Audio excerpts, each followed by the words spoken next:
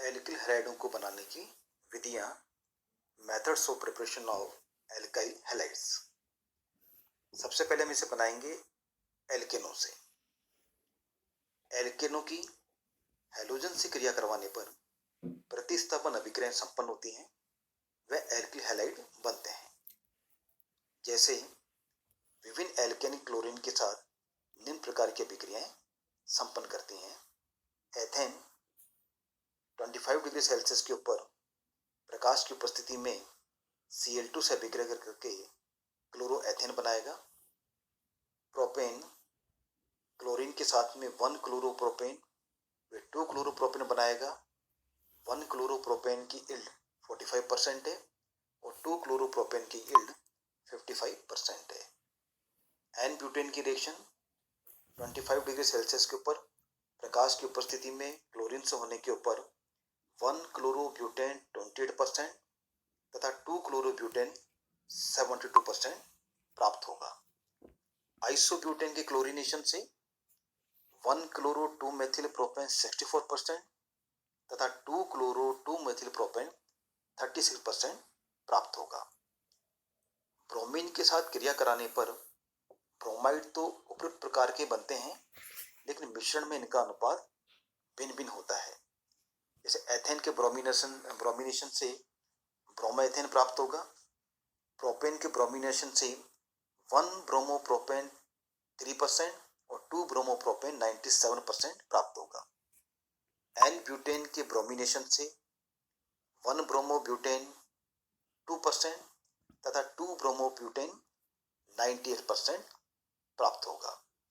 Isobutane के bromination से 1 bromo 2 methyl propane अत्यंत अल्प मात्रा में तथा 2 ब्रोमो 2 मेथिल प्रोपेन 99% से ऊपर प्राप्त होगा। ये हम इनकी रिएक्टिविटी और सेलेक्टिविटी में देख चुके हैं कि कम क्रियाशील अभिक्रमक अधिक वर्णनात्मक होता है।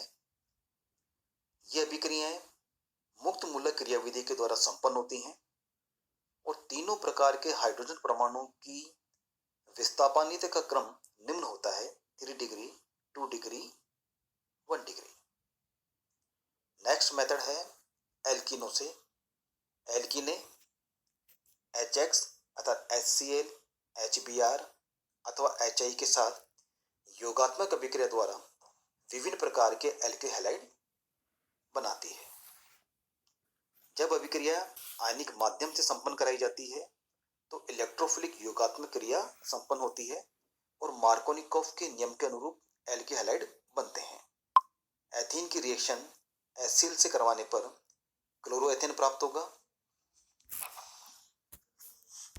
प्रोपीन की रिएक्शन HBr से करवाने के ऊपर 2 ब्रोमो प्रोपेन प्राप्त होगा। आइसोब्यूटेन की रिएक्शन जब HI से करवाई जाएगी तो तृतीयक ब्यूटिल आयोडाइड की प्राप्ति होगी। जब एल्कीनों की अभिक्रिया पराक्साइडों की उपस्थिति में HBr के साथ करवाई जाती है तो मुक्त मूलक अभिक्रिया संपन्न होती है और मार्कोनिकोव नियम के विपरीत उत्पाद बनते हैं। जैसे प्रोपीन की रिएक्शन पराक्साइड की उपस्थिति में HBr से करवाई जाएगी तो 1 ब्रोमोप्रोपेन प्राप्त होगा। आइसोब्यूटिलीन की रिएक्शन पराक्साइड की उपस्थिति में जब HBr के साथ संपन्न करवाई जाएगी तो आइसोब्यूटिल ब्रोमाइड की प्राप्ति होगी। नेक्स्ट है एल्कोहलों से अभिक्रिया। एल्कोहल का OH समूह नाभिक स्नेह प्रतिस्थापन अभिक्रिया द्वारा X समूह से प्रतिस्थापित करके भी एल्किल हैलाइड बनाए जा सकते हैं। कई अभिकर्मक एल्केनोलों से क्रिया करके एल्किल हैलाइड बनाते हैं। पहला है हाइड्रोजन हैलाइड की अभिक्रिया से। जब एल्केनोल की हाइड्रोजन हैलाइड के साथ अभिक्रिया करवाई जाती है तो कॉरस्पॉन्डिंग एल्किल हैलाइड बनते हैं। अभिक्रिया की परिस्थितियां, एल्केनोल की संरचना वे हाइड्रोजन हैलाइड की प्रकृति पर निर्भर करती हैं। जब प्राथमिक व द्वितीयक एल्कोहलों की HCl के साथ अभिक्रिया करवाई जाती है तो जिंक क्लोराइड की उपस्थिति आवश्यक होती है, जबकि तृतीयक एल्कोहल सांद्र HCl से ही अभिक्रिया करते हैं। द्वितीयक व तृतीयक एल्कोहलों को उबलते हुए HBr के साथ अभिक्रिया करके एल्किल ब्रोमाइड बनाते हैं, किंतु प्राथमिक एल्कोहल की अभिक्रिया में उत्प्रेरक के रूप में थोड़ी मात्रा में सांद्र सल्फ्यूरिक एसिड की उपस्थिति आवश्यकता होती है।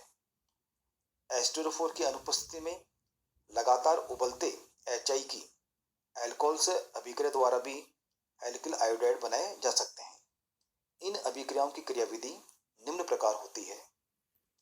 उपरोक्त अभिक्रिया कार्बोकैटायन के द्वारा संपन्न होती है, अतः यह SN1 प्रकार की अभिक्रिया है और एल्केनॉल की अभिक्रियाशीलता उसी क्रम में होती है जिस क्रम में कार्बोकैटायन की क्रियाशीलता होती है, अर्थात टर्शरी, सेकेंडरी, प्राइमरी। जब अम्ल HCl का उपयोग किया जाता है तो थोड़ी मात्रा में जिंक क्लोराइड भी डालते हैं। एक रॉब विधि कहलाती है। यदि अभिक्रिया प्राथमिक एवं द्वितीयक अल्कोहल के साथ करवाई जाए किंतु तृतीयक अल्कोहल के सांद्र HCl के साथ ZnCl2 की अनुपस्थिति में भी क्रिया हो जाती है।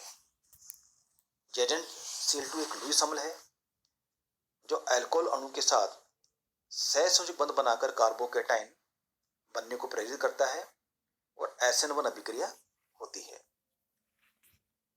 यदि R+ आयन की संरचना इस प्रकार की हो कि पुनर्विन्यास हो सके तो समावयवी एल्किल हैलाइडों का मिश्रण प्राप्त होता है और उस मिश्रण में भी समावयवी मुख्य उत्पाद के रूप में प्राप्त होता है जो पुनर्विन्यासित हो।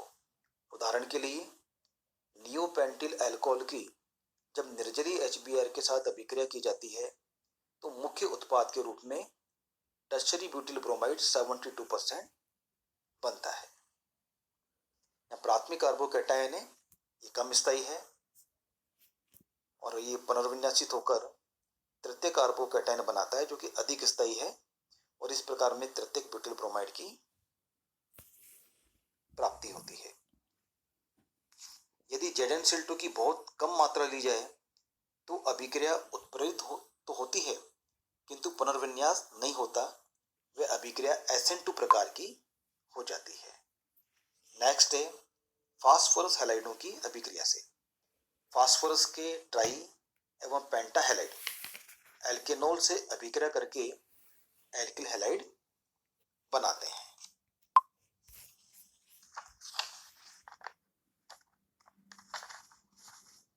नेक्स्ट है थायोनिल क्लोराइड की अभिक्रिया से। थायोनिल क्लोराइड भी एल्केनॉल से अभिक्रिया करके एल्किल क्लोराइड बनाते हैं। शुद्ध एल्किल क्लोराइड बनाने की ये एक उत्तम विधि है क्योंकि इसमें बने हुए दोनों सह उत्पाद गैसीय हैं। नेक्स्ट है कार्बोक्सिलिक अम्लों से। हुंड-स्टीकर अभिक्रिया द्वारा कार्बोक्सिलिक अम्लों से एल्किल हैलाइड बनाए जा सकते हैं। जब किसी कार्बोक्सिलिक अम्ल के रजत लवण को कार्बन टेट्राक्लोराइड विलयन में क्लोरीन अथवा ब्रोमीन के साथ अभिकृत करवाया जाता है तो एल्किल हैलाइड बनते हैं। सिल्वर प्रोपेनॉट से एथिल ब्रोमाइड की प्राप्ति होती है और इसकी क्रियाविधि निम्न होती है। शुद्ध एल्किल हैलाइड बनाने की एक उत्तम विधि है क्योंकि अभिक्रिया में बने हुए अन्य उत्पाद या तो गैसीय हैं CO2 अथवा एविलिय ठोस हैं AgBr। नेक्स्ट है हैलोजन विनिमय विधि द्वारा एल्केन के आयोडाइड को बनाने के लिए हम इस विधि का उपयोग करते हैं। एल्किल फ्लोराइड प्राप्त करने के लिए आयोडाइडों की HAF के साथ अभिक्रिया करवाई जाती है। एथिल आयोडाइड से हमें एथिल फ्लोराइड इस प्रकार प्राप्त होता है।